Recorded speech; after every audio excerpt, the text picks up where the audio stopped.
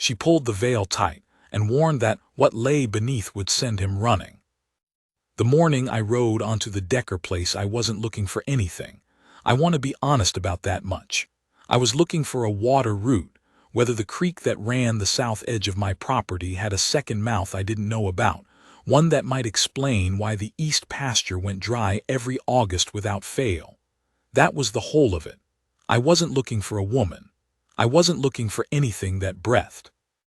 I'd stopped looking for things that breathed some years before that. The gate was open when I came up the lane, which was strange. A ranch gate standing open in the middle of a Tuesday morning means either someone's coming or someone's going, and neither one has closed it behind them, which usually means trouble. I pulled my horse to a stop and sat there a minute studying the yard. No wagon in front of the house. No smoke from the chimney, which wasn't strange given the heat. A dog, some kind of hound mix, lying in the shadow of the water trough, watching me with that sideways suspicion dogs have when they're not sure whether to bark or run. I called out, nobody answered. I was about to turn around and go on when I heard it, a sound from inside the barn. Not loud, just a kind of rhythmic strike, metal on metal, steady enough to have been going a while. I rode over and looked in through the open door, and there was a woman kneeling beside a broken cultivator frame, a cold chisel in one hand and a short-handled maul in the other, working a bent tine back toward straight. She had on a long dress, dark blue, worn thin at the elbows. A veil, the kind of thing you see at funerals, black netting, was pinned to her hat and came down over her face and throat. In the heat of that barn, in the middle of a work job like that, a veil seemed like the strangest thing in the world. She heard me in the doorway, didn't look up right away, kept hitting. "You're on Decker land," she said. Voice was even, not frightened. More like a woman who'd already decided how she was going to handle whatever walked through that door, and it turned out to be me. "Knew that," I said. "I'm comb work. I run the workplace south boundary, your creek." She stopped hitting, rested the maul on the dirt floor, and finally looked at me, or in my direction anyway, through the veil. "My father's creek," she said. "He's been dead 3 months." I heard, "I'm sorry for it." She didn't answer that. People who have been grieving a while get tired of being sorried at. I understood that. "Nora Decker," she said, and went back to hitting. I sat on my horse in the doorway for another moment watching her work. That cultivator frame was the old forged kind, heavier than most men could swing, and she was managing it steady and patient. I got down and walked my horse to the post inside and looped the reins. "You'll crack it doing it cold," I said. She stopped, looked at me again. "I know that." "Then you know you need a fire." A pause. She set the maul down proper this time, not just resting it.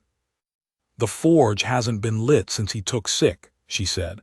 "I haven't been able to figure the damper." So that was how it started. I lit the forge, showed her the damper. It was a simple thing once you knew the trick of it, a pin you had to seat before the rod would move. She watched and didn't ask me to explain it twice.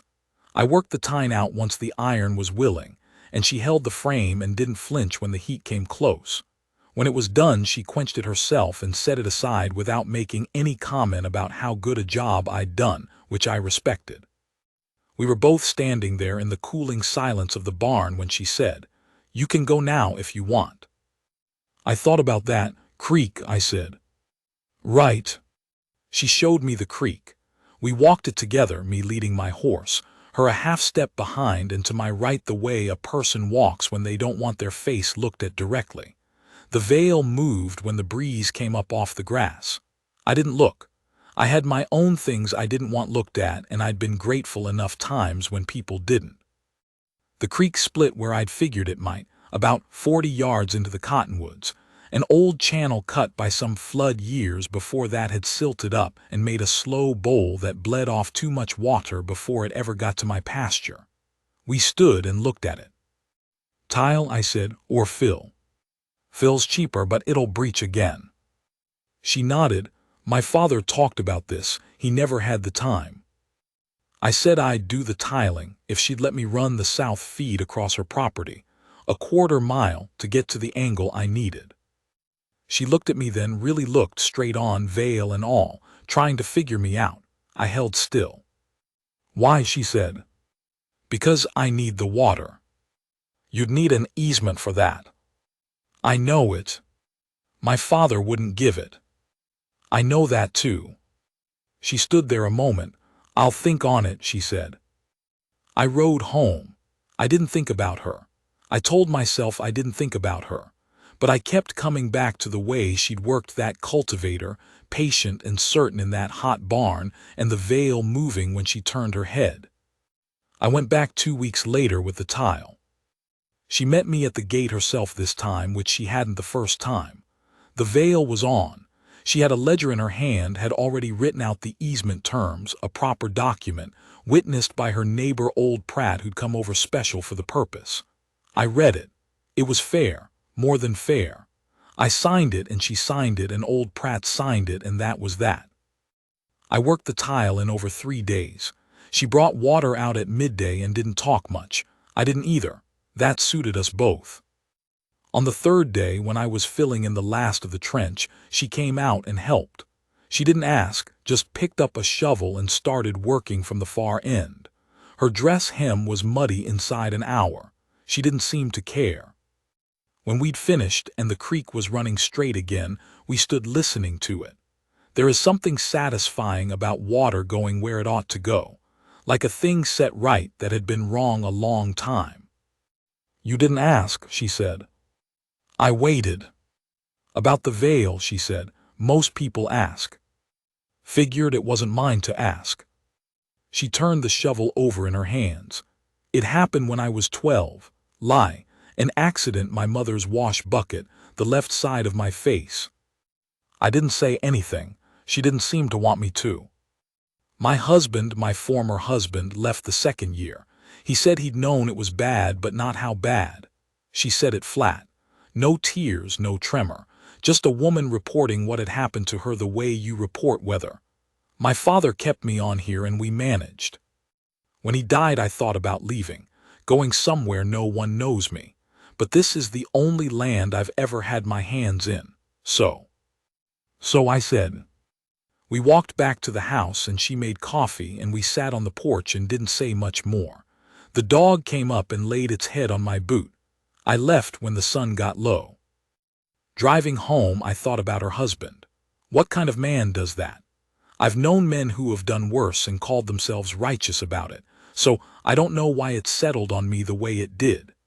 Maybe because I'd watched her work and she was the most capable person I'd come across in years, man or woman, and I couldn't square that against being left. I should tell you about the thing that happened that November. She came to my door. I hadn't seen her in 6 weeks. After the tile work I'd kept to my own land, figuring I'd used up whatever courtesy she had for me. But there she was, 8 o'clock in the evening, lantern in her hand, and there was something in the way she stood that told me before she opened her mouth. "My hired man quit," she said. "Middle of the last hay cutting, took the wagon team." "Took the—" "I know." She said it before I could say anything stupid. "I need to get the last cutting in before the weather turns. I can't do it with what I have." I looked at her standing there in the lantern light with the veil on, and her jaw set like she'd had to fight just to come and knock on my door. "I'll be there at first light," I said. She nodded once. "I'll pay." "Nora." A pause. "First light," she said, and turned and walked back to her horse. I was there at first light. Brought 2 of my hands with me, boys named Garrett and Wick, and we worked her fields 3 days straight. She worked right alongside us, raking and stacking. No veil in the field because you can't wear a veil and fork hay without going crazy with it. She had a wide-brimmed hat and she kept her face turned when she could, but by the 2nd day she'd stopped worrying about it so much. We had work to do. I saw it, of course. The left side of her face from jaw to temple, the skin puckered and pale and tight in that permanent way. Garrett looked once, then didn't look again.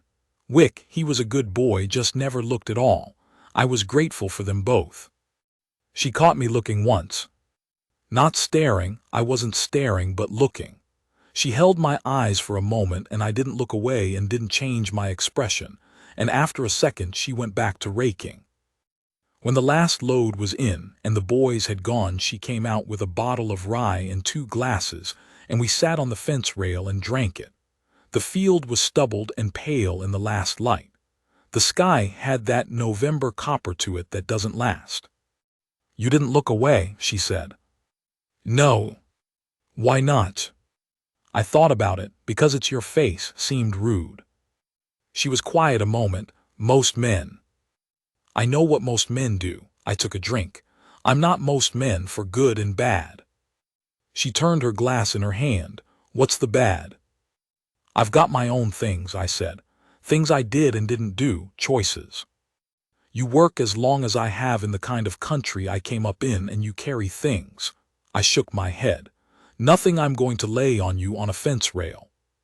"Fair," she said. The copper left the sky. We sat in the dark a while. "You should come to supper sometime," she said, "if you want." "I want," I said. I started going to supper Thursdays. That was how she said it, Thursdays, like it was a business arrangement, which it partly was. She'd have something on the stove and I'd bring whatever I had from the ranch, side of salt pork or dried beans, or once a very good apple cake that my housekeeper, Mrs. Penn, had made and I took credit for, and Nora saw through in about 3 minutes. "You don't strike me as a baker," she said. "I strike everyone different ways." She smiled. That was the first time I saw her smile all the way. Her whole face moved with it, the scarred side and the right side both, and it was a real smile, nothing held back.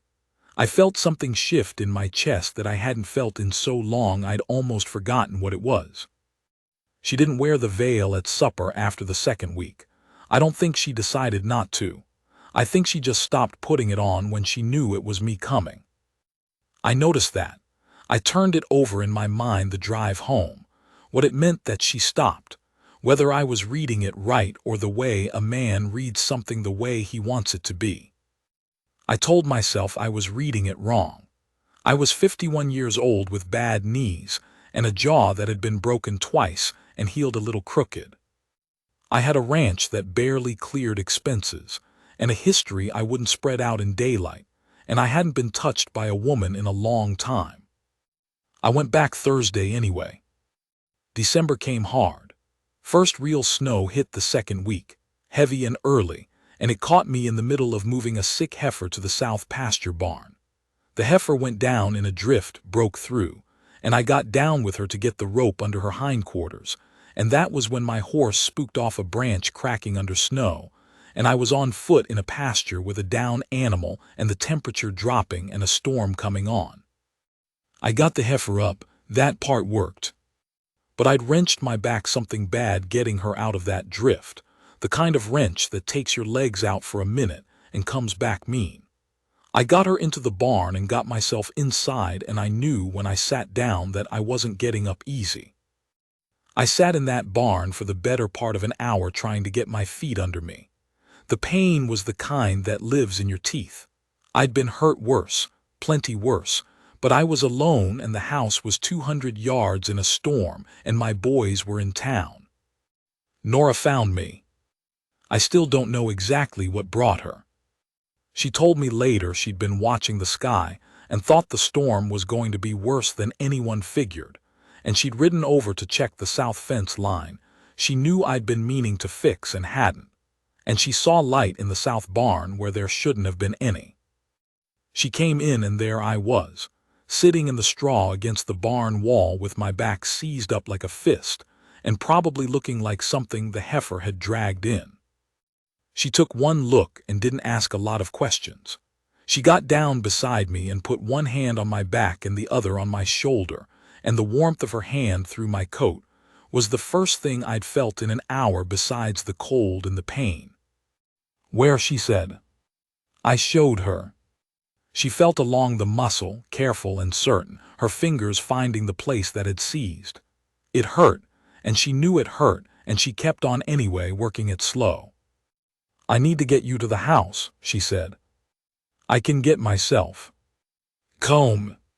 The way she said my name, not sharp, not soft, just sure, the way you speak to a man when you know him. All right, I said. She got me up. I leaned on her more than I should have, and she didn't say a word about it, just set her feet and held. She was stronger than she looked. We got to the house in the snow, her arm across my back and mine across her shoulders, and she got me inside and got a fire going and got my coat off. She stayed that night. Slept in the chair in the main room, said she wasn't riding back in that storm, and she wasn't, and I wasn't going to pretend I didn't want her there. In the morning the storm had eased and my back had loosened some. I came out to the main room and she was at the stove with coffee already made, still in her dress from the night before, the veil nowhere in sight, her face turned toward the window in the early light. I stood there in the doorway watching her. She heard me, turned. I don't know what she saw in my face. Whatever it was, she went still. I've been trying to talk myself out of you, I said. Just so you know, I've been working at it. She was quiet a moment. Has it worked? No. She set the coffee pot down. I should tell you something, she said. Before this goes any further. She reached up and touched her veil. She'd picked it up from the table. It was in her hand, and she pulled it tight across her palm like she was testing the strength of the netting. What you see when I don't have this on, I know what it is. I've lived in this face for 22 years, and I know what it does to men when they look at it close. Not out in a field, not passing by, but close. What you see when you're close. She looked at me straight. It will send you running. I need you to know that before you say anything you'll want to take back. I crossed the room. Not fast, she didn't move back. I reached out and took the veil out of her hand and put it on the table. Look at me, I said. She looked. I'm a man with 2 broken bones in his jaw and a left knee that sounds like a gate hinge, and a past I can't put in daylight and 51 years of doing things the hard way, I said. I'm not running anywhere. She breathed out. It wasn't quite a sound. I put my hand against her left cheek, the scarred side, and she froze for a moment, and then she didn't. She leaned into my hand the way a person leans into something they've been waiting a long time for and didn't think they'd get. Comb, she said. I didn't say anything. I didn't need to. We married in March. Small thing, Pratt as witness. A preacher from the county seat who didn't ask a lot of questions. Nora in the same dark blue dress she'd worn in the barn that first day, because she said it was the only dress she owned that she'd done anything real in. I moved to the Decker place. She had more land and a better house, and I was practical enough to admit it even when it cost me something to say it out loud. We ran both spreads under one name and let the work place to a young family from back east who wanted to try their hand at it. The first morning I woke up in that house and went downstairs, and she was already in the kitchen, the stove going. No veil, her face in the window light. I stood at the bottom of the stairs and looked at her for a long moment. She heard me, looked over. You're staring, she said. I know it. Why? I went to the stove and poured coffee. Thinking about the first time I came out here, I said. That day in the barn, if I'd turned around at the gate. She was quiet, stirring something. I almost did, I said. Gate was open, felt wrong, nearly turned around. She didn't say anything for a moment. Outside the window the frost was burning off the grass in the early sun, that particular bright cold of a March morning. I'm glad you didn't, she said, just that plain. I put my hand on her shoulder and she put her hand over mine, and we stood there like that until the coffee went cold, which I didn't mind at all.